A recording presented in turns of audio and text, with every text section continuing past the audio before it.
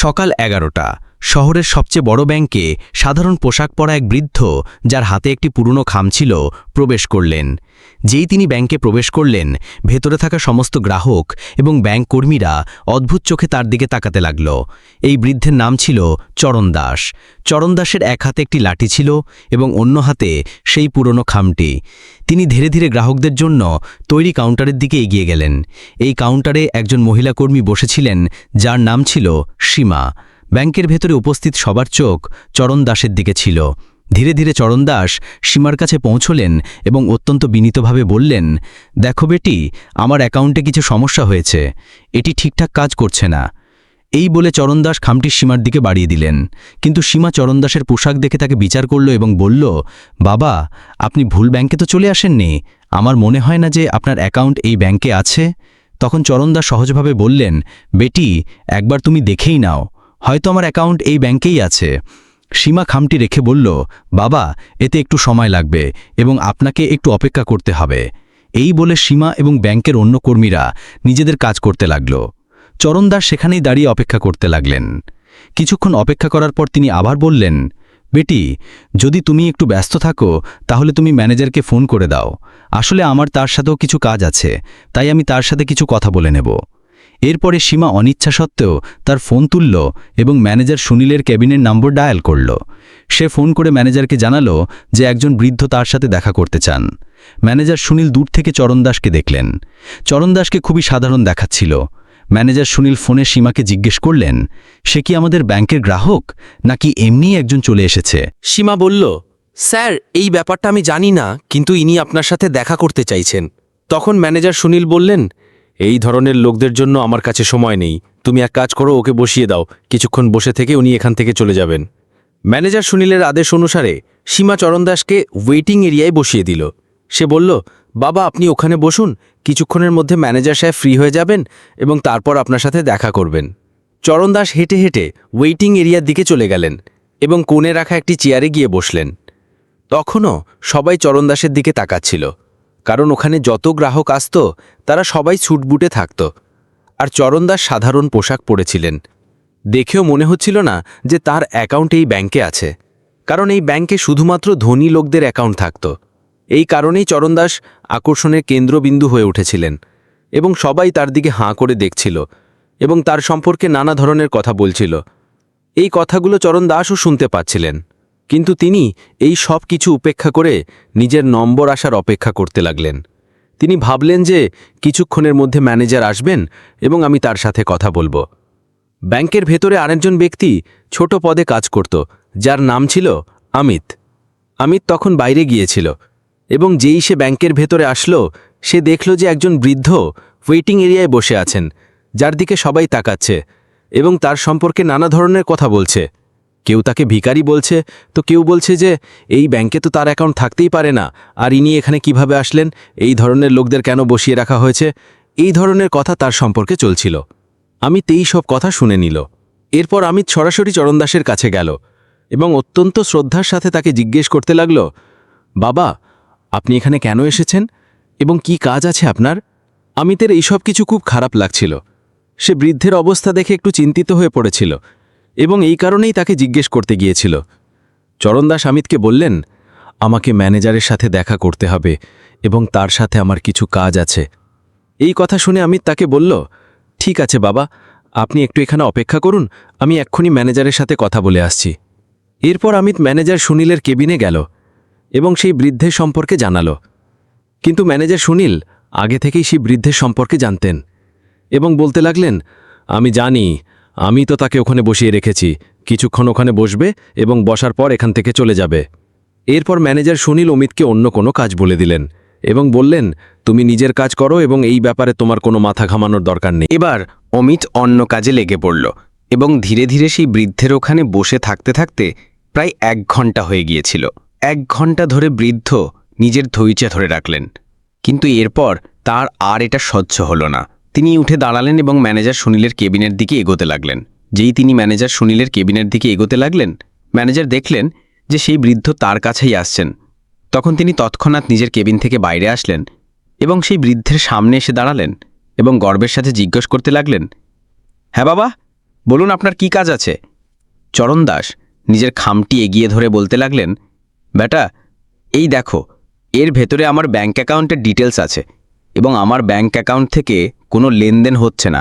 তুমি দেখে বলো যে এতে কি সমস্যা হয়েছে। এবার এই কথা শুনে ম্যানেজার সুনীল কিছুক্ষণ চিন্তাভাবনা করলেন এবং বললেন, বাবা, যখন কোনো ব্যাঙ্ক অ্যাকাউন্টে টাকা থাকে না তখন এরকমই হয়।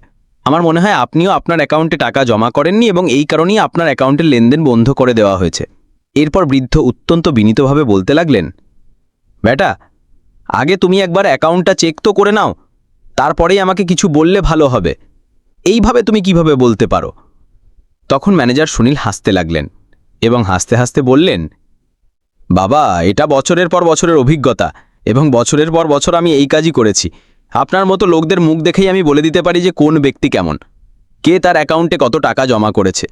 তো আপনার অ্যাকাউন্টে তো আমি কিছুই দেখতে পাচ্ছি না এবং আমি চাই যে এবার আপনি এখান থেকে চলে যান। সব গ্রাহক আপনার দিকে তাকাচ্ছে এবং ব্যাংকের ভেতরে একটি অন্য ধরনের পরিবেশ তৈরি হচ্ছে।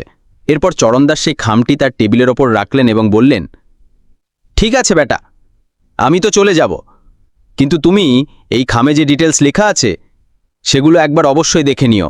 এই বলে চরণদাস সেখান থেকে যেতে লাগলেন এবং যেতে যেতে যেই তিনি গেটে পৌঁছলেন তৎক্ষণাৎ ঘুরে বললেন, বেটা, এই সব কিছু করার জন্য তোমাকে এর খুব খারাপ ফল ভোগ করতে হবে।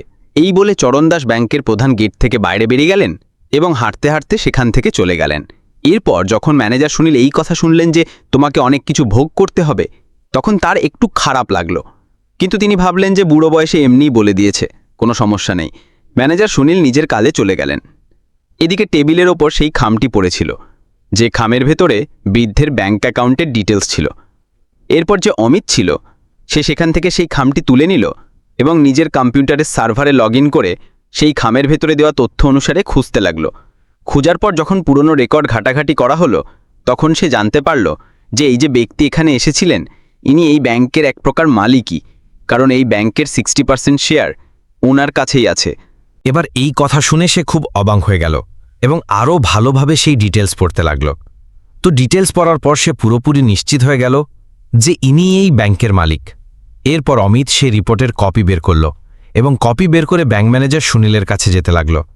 ব্যাংক ম্যানেজার সুনীল নিজের কেবিনে একজন ধনী গ্রাহকের সাথে কথা বলছিলেন এবং তাকে নানা ধরনের স্কিম বোঝাচ্ছিলেন। এরপর অমিত মে আই কামিন বলে কেবিনের ভেতরে আসতে লাগল। ব্যাংক ম্যানেজার সুনীল তাকে ইশারা করল এবং ইশারায় জিজ্ঞেস করতে লাগল যে কী জন্য তুমি এখানে এসেছ।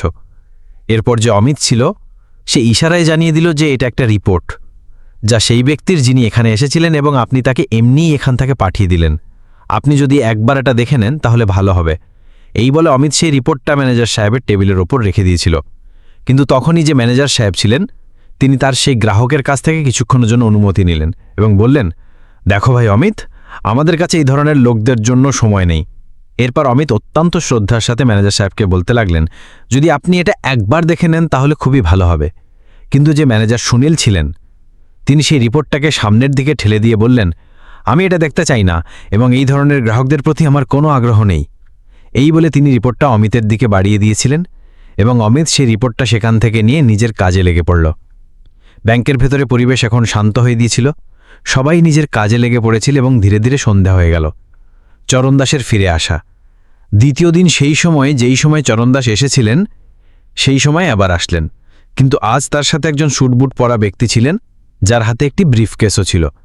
ভেতরে আসার পর তিনি সেখানে সব মানুষের মনোযোগ নিজের দিকে টানলেন। এরপর তিনি ম্যানেজার সুনীলকে নিজের দিকে আসার জন্য ইশারা করলেন। তো ম্যানেজারও ভয় পেয়ে নিজের কেবিন থেকে বেরিয়ে চরণদাসের সামনে এসে দাঁড়ালেন। তখন চরণদাস ম্যানেজার সুনীলকে বললেন, ম্যানেজার সাহেব, আমি আপনাকে বলেছিলাম না যে এই ব্যাপারটা আপনার জন্য খুব ভারী পড়বে। আপনি কাল আমার সাথে যা কিছু করেছিলেন তা একেবারেই সহ্য করার মতো নয়। তো এবার আপনি নিজের শাস্তি ভোগ করার জন্য তৈরি হয়ে যান। এই কথা শুনে ম্যানেজার সুনীল একটু ঘাবড়ে গেলেন, কিন্তু তারপর তিনি ভাবলেন যে কি শাস্তি আমাকে দিতে পারেন, আমার সাথে আর কি করতে পারেন। এরপর চরণদাস বললেন, তোমাকে ম্যানেজারের পদ থেকে সরানো হচ্ছে এবং তোমার জায়গায় এই ব্যাংকে কাজ করা অমিতকে ম্যানেজার বানানো হচ্ছে এবং তোমাকে মাঠের কাজ দেখতে হবে। এই কথা শুনে ম্যানেজার সুনীল একটু ঘবড়ে গেলেন এবং তিনি বলতে লাগলেন, আপনি হনকে আমাকে এইভাবে সরান। তো চরণদাস বলে দিলেন, আমি এই ব্যাংকের এক প্রকার মালিকই ধরে নাও, কারণ 60% শেয়ার ভ্যালু আমার কাছে আছে এবং আমি চাইলে তোমাকে সরাতেও পারি এবং তোমার জায়গায় অন্য কাউকে রাখতেও পারি। এই কথা শুনে ব্যাংকের ভেতরে যত কর্মচারী ছিলেন এবং যে কিছু গ্রাহক কালো এই ব্যাংকের ভেতরে এসেছিলেন এবং আজও এসেছেন, তারা সবাই হঠাৎ করে অবাক হয়ে গেলেন আর চরণ দাসের দিকে ফ্যাল চোখে দেখতে লাগলেন। এরপর সেই ব্যক্তি যিনি চরণ দাসের সাথে এসেছিলেন তিনি নিজের সেই স্যুটকেসটি খুললেন এবং তার মধ্যে থেকে একটি ডকুমেন্ট বের করলেন, যা ছিল অমিদের পদোন্নতি প্রমোশনের। তাকে একজন ব্যাংক ম্যানেজার বানিয়ে দেওয়া হয়েছিল।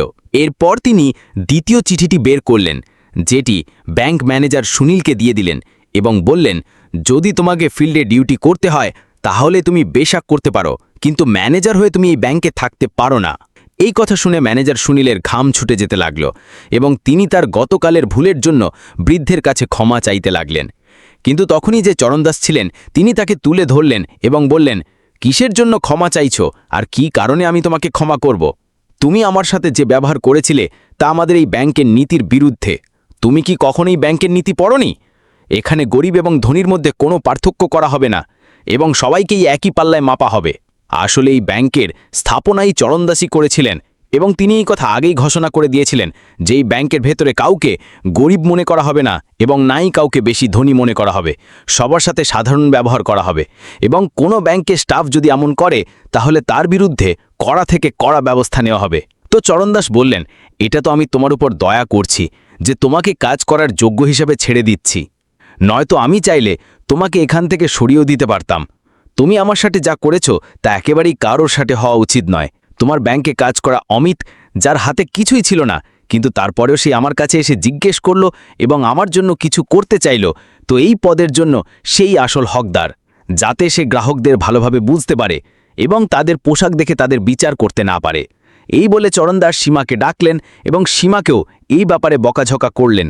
বললেন, আমি এটিকে তোমার প্রথম ভুল মনে করে ক্ষমা করে দিচ্ছি, কিন্তু ব্যাংকের ভেতরে যদি কোনো ব্যক্তি আসে তাহলে তাকে তার পোশাক দিয়ে বিচার করা যাবে না, তার সম্পর্কে ভালোভাবে দেখা উচিত।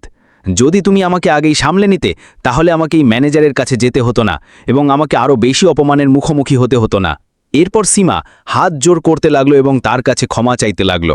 বলল, বাবা, আমাকে ক্ষমা করে দিন, আমার খুব বড় ভুল হয়ে গেছে এবং এরপর থেকে আপনাকে এমন কিছুই দেখতে হবে না। এরপর চরণদাস সেখান থেকে সেই ব্যক্তির সাথে ফিরে যেতে লাগলেন এবং সব মানুষকে বলে গেলেন যে অমিতের কাছ থেকে তোমাদের অনেক কিছু শেখার আছে এবং এর কাছ থেকে যতটা সম্ভব শেখা উচিত, তোমাদের জন্যই ভালো হবে। এখন আমি মাঝে মাঝে এখানে কাউকে না কাউকে পাঠাতে থাকব যে তোমাদের এই কার্যকলাপ সম্পর্কে ভালোভাবে আমাকে রিপোর্ট দিতে পারে।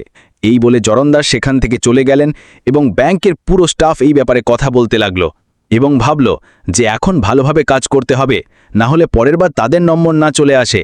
এই কথা ভেবে পুরো ব্যাংক শুধরে গেল এবং সবাই ভালোভাবে সেই ব্যাংকের ভেতরে কাজ করতে লাগল। চরণদাসের এই কীর্তি চারিদিকে ছড়িয়ে পড়েছিল এবং সবাই সেই ব্যাংকের প্রশংসা করতে লাগলো এবং বলল যে মালিক হলে এমন হওয়া উচিত, নয়তো না হলেও চলবে। কারণ বেশি মালিকরা নিজের ব্যাংক খুলে চলে যান, তারপর পিছন থেকে ম্যানেজার কেমন ধরনের কাজ করে বা পিছন থেকে কোনো কর্মচারী কেমন কাজ করে তাদের এই ব্যাপারে কোনো মাথা ব্যথা থাকে না। কিন্তু চরণদাস নিজের মালিক হওয়ার পুরো কর্তব্য পালন করলেন এবং সেই ব্যাংকের কর্মচারীদের একটি ভালো শিক্ষা দিলেন। তো চরণদাস সম্পর্কে আপনার কি মতামত এবং অমিত সম্পর্কে আপনি কি বলতে চাইবেন? নিজের মতামত কমেন্ট বক্সে লিখতে পারেন এবং অন্যদের সাথে ভাগ করে নিতে পারেন। যদি আপনার ভিডিওটি ভালো লাগে তাহলে ভিডিওটিতে লাইক এবং চ্যানেলটি সাবস্ক্রাইব অবশ্যই করবেন, যাতে আমরা আপনাদের জন্য এমন ভালো ভালো ভিডিও বানানোর জন্য একটু উৎসাহ পাই।